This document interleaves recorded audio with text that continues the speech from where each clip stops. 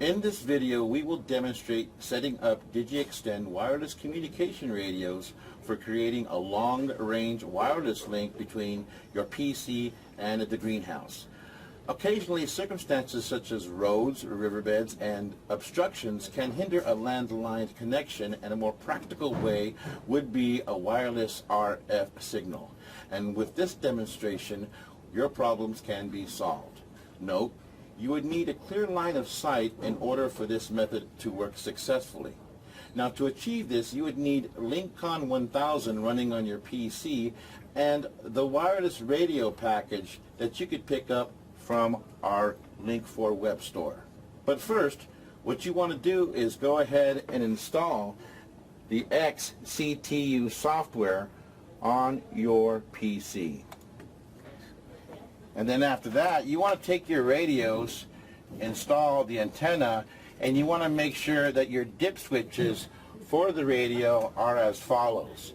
You want to make sure that the number 1 dip switch is up, and then you want to go ahead and make sure that 2, 3, and 4 are off. You want to make sure number 5 is on and number 6 is off. So you have 1 on, 2, 3, 4 off, 5 on, 6 off. Note, when powering these radios, it's highly recommended not to have them within 10 feet of each other. Now that you have your dip switches set, just go ahead and simply power up the radio, and then you want to go ahead and connect this radio to the PC using the serial cable that came with the radio and the USB to serial converter. And just go ahead and install it just like that. Now, once you have the radio installed, simply go to the PC setting tab on the XCTU, choose the correct port, and run a test query by hitting the test query tab. And what will happen, you'll get this box saying communication with modem OK, and hit OK. Now, with this radio application, we need to use 19200 baud. And if you try to test query without the configuration installed, you will get this enabled to communicate with modem box. So what we'll have to do is we'll have to install the configuration. Now, because 19200 did not work, we're going to simply, for now, change the baud back to 9600, run the test query to confirm that communications with the modem is okay. Hit the OK tab, go to the modem configuration tab, and let's go ahead and go to Profile, okay? And we want to go ahead and load our configuration. If you do not have the configuration, we can email the configuration to you, and once you get the email with the attached configuration, just simply place it on your desktop, as you can see this one here is. Hit the load button, search for the configuration,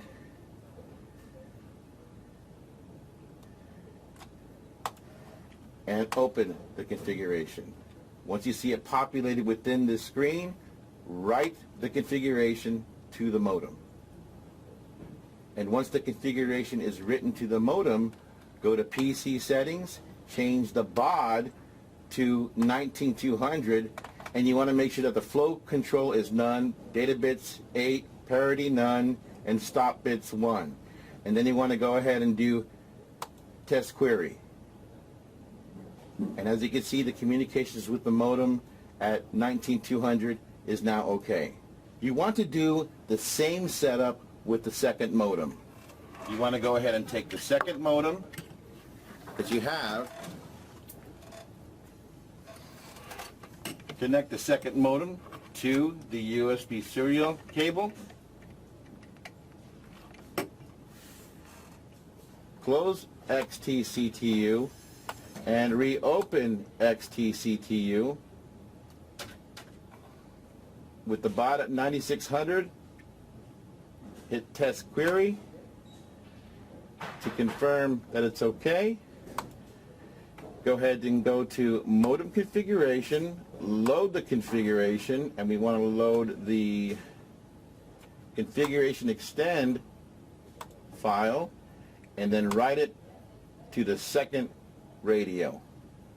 Once written to the second radio, simply hit the PC settings, change the baud rate to 19200, test. Now this modem is okay. Once you have installed the modem configurations and you have set the baud rate, it's time to go to the 1400 controller and land our wiring on the back of the controller at the RS-232 port.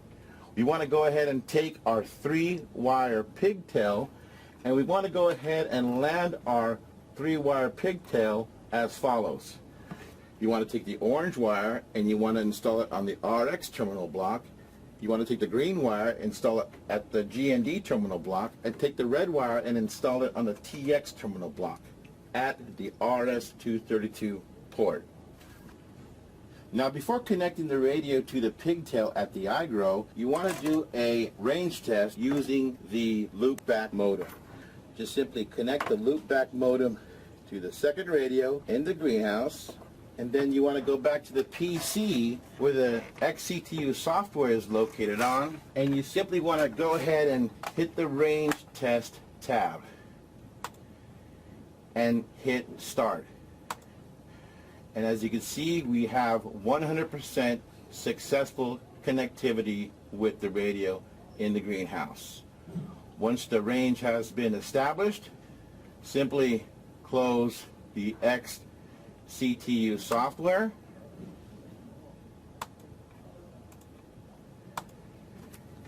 and go back to the greenhouse, and you want to go and connect your radio with the 3-wire pigtail. You can also connect this radio with the front DB9 port on the iGrow, but if you do, you would need to install as an in-between the null modem. Once you have your radios installed, simply go to the PC and open iGrow1000.